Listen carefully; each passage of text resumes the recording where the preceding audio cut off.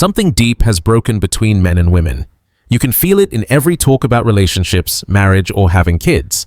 It's like both genders are now living by completely different rules, and men are starting to realize that following the old rules only makes them lose. Let me explain why men everywhere are tired of being the nice guys, the ones who always understand, adjust, and sacrifice while getting nothing back. The gap between men and women's beliefs is now huge. I see it all the time. A man says he wants a traditional family, not to control anyone, but because he's seen that it works. Right away, people call him toxic or old-fashioned. But then, the woman wants the man to provide and protect like in traditional times, yet she also wants full control and independence. These two ideas can't exist together, and pretending they can is what's ruining modern relationships. Read any article about custody battles or attend a parenting class. Fathers are almost always shown in a negative light. They're either seen as absent workaholics or clueless men who can't change a diaper. Mothers, on the other hand, are portrayed as wise, selfless heroes who deserve automatic authority. That's not honest journalism, it's propaganda. Universities are even worse. Gender studies programs constantly talk about toxic masculinity but ignore the high male suicide rates. They talk about the wage gap but never mention that most workplace deaths happen to men. They fight for women's rights while opposing fathers' rights. The bias isn't hidden anymore. It's proudly celebrated as progress. Even family advocacy groups that claim to help both parents often work against fathers. They oppose shared parenting laws. They block any reforms that might give men equal rights in decisions about having children. They lobby for rules that keep women advantaged while pretending to promote equality. The hypocrisy is unbelievable. So what does real equality mean? It means the same standards for both genders. If we believe both parents should be part of their kids' lives, that includes fathers too. If we support equal rights, that must include reproductive rights for men. If we stand against discrimination, that includes discrimination against fathers in family courts. True equality isn't selective. You can't pick which benefits to keep and which responsibilities to avoid. Either we're equal or we're not.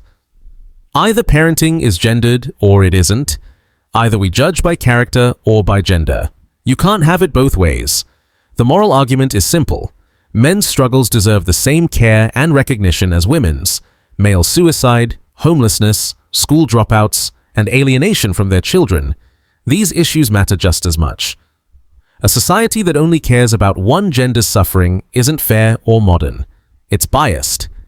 The emotional pain of separated fathers is a silent epidemic. I've seen grown men cry in my office because they haven't seen their children in months. These aren't lazy or irresponsible men. They're loving fathers crushed by a system that treats them like wallets instead of parents. They follow court orders, pay support, do everything right, and still get punished. Their children are turned against them through lies and manipulation, while the courts look away. They're told to be grateful for the little time they get. What makes it worse is the silence. Society doesn't even recognize their pain. There are no awareness days, no support groups, no ribbons for alienated fathers. If a man talks about his hurt, he's called weak or even unfit to parent. The system that breaks him also punishes him for showing emotion. I once counseled a father who hadn't seen his daughter in 6 months. The mother kept making excuses. She's sick, she's busy, she doesn't feel like it. The court did nothing. This man, a high-level executive, sat in my office shaking because he felt powerless. He said, "I never thought I'd be the kind of man who cries, but I dream about her every night." Another man told me his ex-wife moved 3 states away and told their kids he abandoned them. By the time the court finally heard his case 2 years later, the damage was done. His children believed he didn't love them. The judge simply said, "Well, they're settled now." His bond with his kids didn't matter. That's why collective action is so important. One man fighting alone changes nothing. But when men unite, real reform happens. Fathers' rights groups are changing laws. Men's organizations are challenging bias in courts. Standing together isn't optional, it's necessary. Men need to stop feeling ashamed for speaking up. Every other group fights for their rights. Why shouldn't men? When men organize, they're called angry or bitter. This is a control tactic. It's meant to shame you into silence. Don't fall for it anymore. Yes, there will be backlash. You'll be called names, accused of hating women, or labeled an extremist. But asking for fair treatment in court isn't hatred. Wanting to see your children equally isn't oppression. Wanting your pain acknowledged isn't toxic. If equality really means equality, then men's well-being should matter just as much as women's, not as a side benefit, but as a goal in itself. Real progress doesn't only help one side, it lifts both. Policies that protect fathers' rights to be involved with their children aren't anti-woman, they're pro-family. Laws that treat men fairly aren't sexist, they're fair. The fear around fathers' rights says a lot. People claim, if men get equal custody, women will stay in abusive relationships. But weren't we told women are strong and independent? Others say, kids need their mothers more, but didn't we say gender roles are just social constructs? These arguments shift whenever they need to keep men at a disadvantage. The truth is simple, children need both parents, not just a weekend dad or a child support dad, but a real, involved father. Studies show kids do better in school, have fewer behavior problems, and grow into healthier adults when their fathers are active in their lives. But this truth is ignored because it threatens the system. And let's be honest, some people profit from broken families. Lawyers earn more money from long custody fights. Therapists get clients from the trauma. Government agencies get bigger budgets managing family breakdown. There's an entire industry built on keeping fathers away from their kids. Even language shows the bias. Mothers raise children, but fathers babysit. Mothers have instincts, but fathers have to learn. Mothers sacrifice, fathers help. These small word choices shape how people think, that dads are optional. But men are waking up to these word games. When she says, we need to communicate, she means, you need to agree with me. When she says, be more involved, she means, do what I want. It's time to call out this double standard and demand real equality. Equality that values fathers, supports men, and truly strengthens families. When she says toxic masculinity, what she really means is any masculine trait that doesn't benefit me. Modern relationship language has been turned into a weapon, used to shame men for simply being men. The empathy gap is shocking. When a mother cries about missing her kids, everyone comforts her, praises her strength, and rallies to help. When a father does the same, he's told to man up, get over it, or that he probably deserved it. This isn't just personal bias, it's built into the system itself. There are hundreds of support services for mothers, and barely any for fathers. Men are realizing that playing nice only ever meant accepting second-class status in their own families. It meant being grateful for whatever small access they were given to their own children. It meant paying into a system that worked against them. It meant staying silent while being treated unfairly. The nice guy was expected to work himself to exhaustion providing for everyone, then be called absent. He was expected to respect her parenting choices, then be blamed for not being involved. He was expected to give up everything in divorce, then be painted as the villain. That version of nice didn't lead to partnership. It led to exploitation. This isn't about becoming cruel or bitter. It's about realizing that constantly being accommodating to an unfair system keeps that system alive. Being understanding of bias doesn't remove bias. Being the bigger person while being discriminated against doesn't create fairness. It just encourages more discrimination. Men are finally learning what every other group already knows. You don't get equality by asking politely. You get it by standing together, by demanding it, by changing laws and systems that are stacked against you. Equality means more than slogans. It means equal custody by default, equal say in reproductive decisions, equal credibility in family courts, equal access to domestic violence support, equal consideration in education and policy. These aren't radical demands, they're basic fairness. Yet, they're fought fiercely by people who benefit from inequality. Change is already happening. Younger men are waking up. Many are choosing not to marry without legal protection. Those who do marry are demanding prenups. Fathers are fighting for their rights in court. Men are refusing to live by the same one-sided deal their fathers accepted. This isn't a crisis of masculinity, it's a wake-up call, an awakening to reality. Some people call this movement a backlash, as if men asking for fairness is some kind of revenge. But it's not backlash, it's balance. For decades, the system leaned one way. Now it's moving back to center. The people who benefited from that imbalance will shout the loudest, but that doesn't make balance wrong. The future of gender relations depends on real equality, not the selective kind we've had. That means equal rights, equal responsibilities, equal authority, equal parenting, and equal recognition of pain and struggle. This threatens those who've built their identity around being the victims while holding real power. But just because equality makes some people uncomfortable doesn't mean we should keep things unfair. Men fighting for themselves isn't anti-woman, just like women fighting for themselves isn't anti-man. This isn't a war between genders, it's a call for fairness. Children having both parents isn't bad for mothers, it's good for families. Men having reproductive rights doesn't take anything from women. It simply gives men control over their own lives.